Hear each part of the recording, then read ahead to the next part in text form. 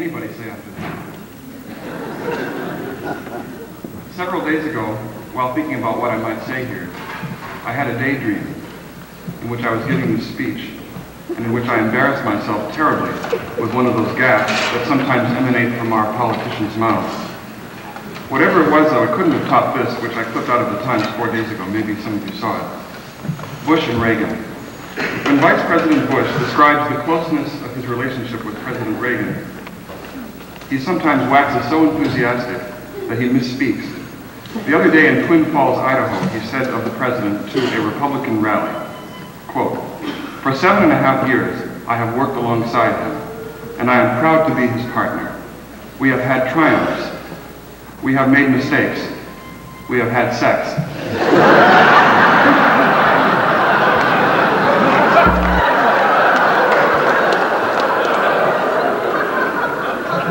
There was a stunned moment of silence in the audience.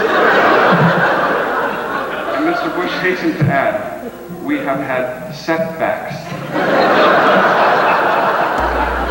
After a roar of laughter, the Vice President observed, quote, "I feel like a javelin thrower who won the coin toss and elected to receive."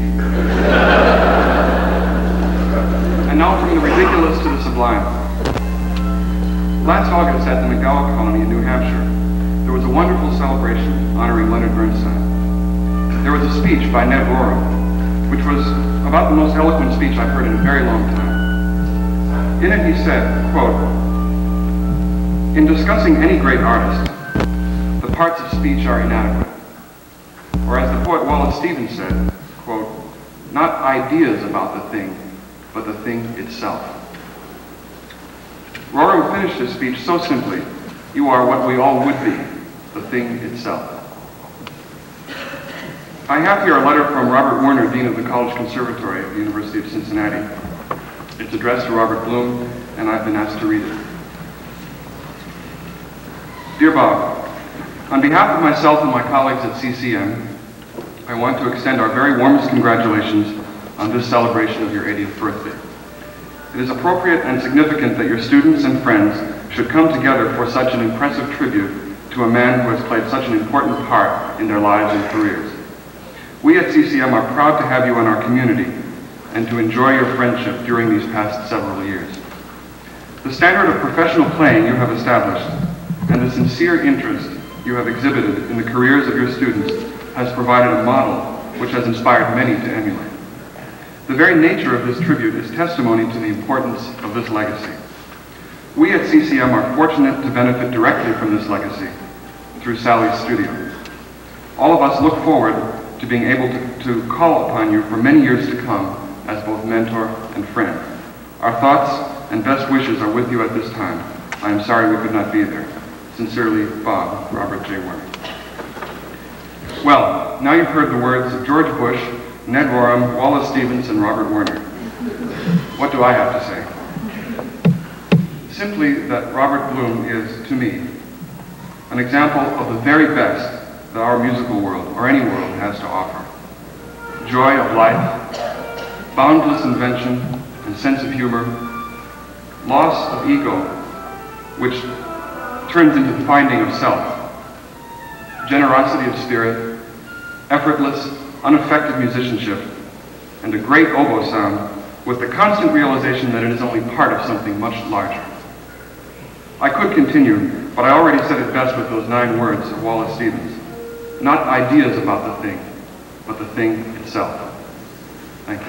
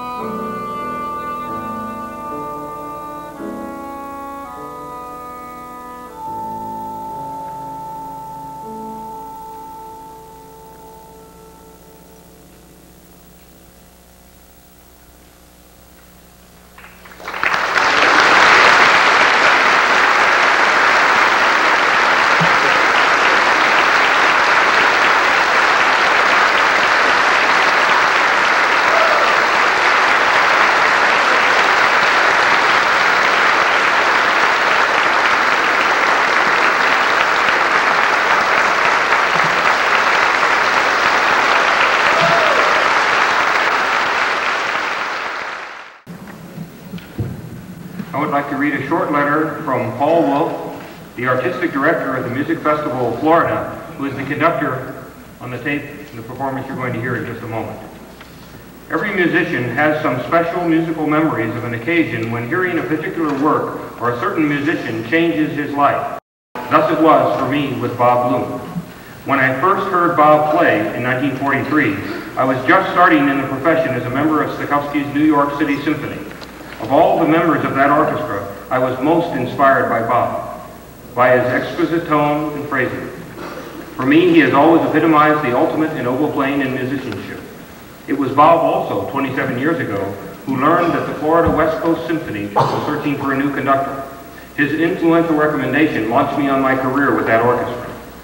Then there was that steamy week in July when Bob consented to come to a small college in Sarasota to join 4 other artists for the beginnings of the new college music festival, which, with his help and inspiration as performer, teacher, and advisor, has been developed into an internationally renowned chamber music festival. For many years now, he has been joined at the festival by Sara, who has also become a dear personal and musical friend of mine, my wife, and the music festival. I treasure my memories and our continuing friendship, which spans almost half a century. Bob has been a musical mentor, guide, friend, and inspiration to us all. Paul Wolfe.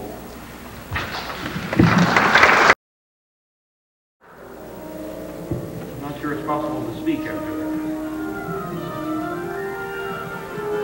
I have a letter from bassoonist Schoenbach, who has been a lifetime friend and colleague to Robert Bloom. Can you hear me above the warm-up?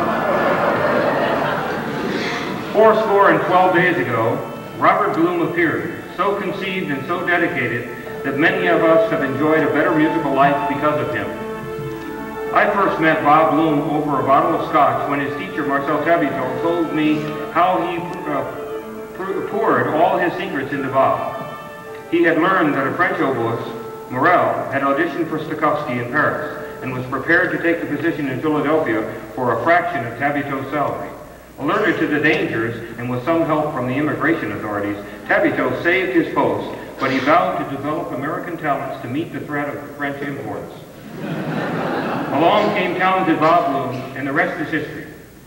Unfortunately for me, Bob Bloom heard I was coming to the Philadelphia Orchestra and he left.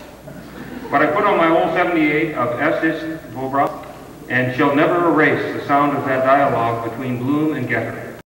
It is the ultimate in tone, phrase, and feeling, and that is what we express to Bob today and every day. Now I'm very pleased to introduce to you an early student and colleague of Robert Bloom, and for 45 years the esteemed professor of oboe at the Eastman School of Music, my friend, Robert Sprenkle.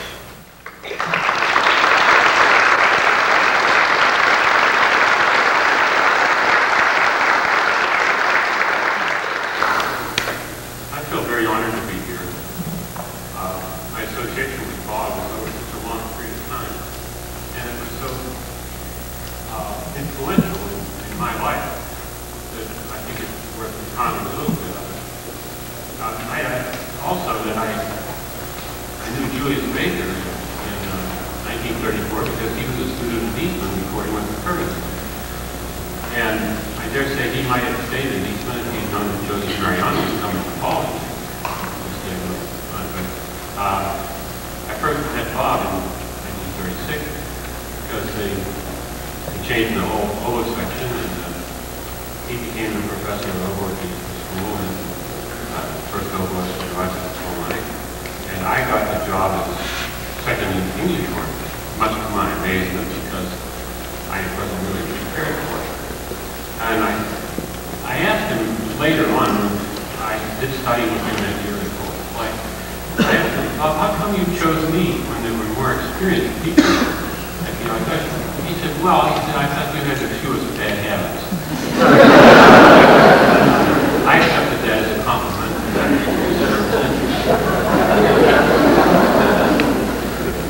But the chance to play with him and to hear him play every day and to talk about things, our lessons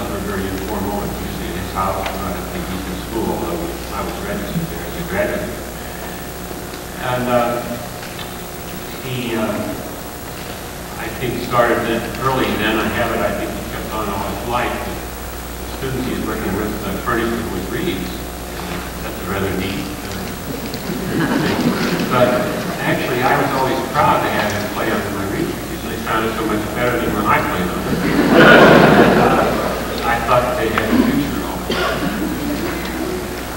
My wife, now, was at that time a student of his also. And not long after he departed for Cincinnati Orchestra, we got married, and we were married in Portland, Maine, and Bob was our best man. So our association with him was long and very nice. The only thing I regret is that while I played with him for a whole season, I haven't had the opportunity to play again with him since. But I've thought of it many times, and I really think that at Eastman School, his tenure was 1 year, and mine was 45. Dick Killmer, who's been on stage there each time, has taken over for me there, and we perpetuated the tradition that really he started there. And trying to identify what that is, I think that Bob Bloom not only has been a wonderful player, but I think he's needed us. I think he needs us who are here now, the people he's worked with, that he needs an audience. And that special affection that you feel when he plays and when he talks is a reflection of what we feel toward him. And I can't think of any finer tribute than the fact that people have come from all around to be here today to honor him. And I count myself very honored to be here too. Thank you very much.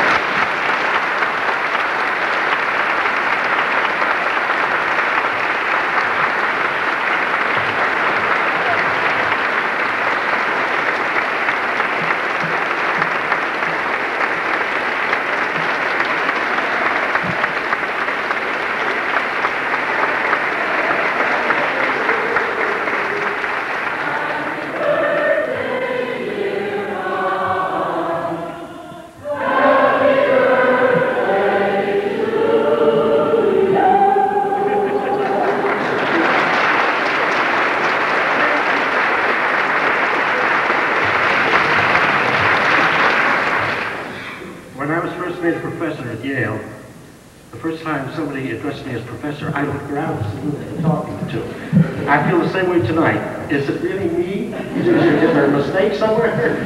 Because this is too much, really.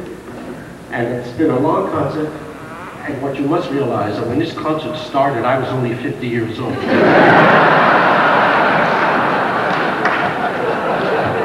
Thank you all.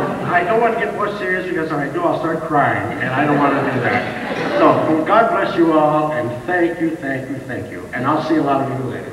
Now,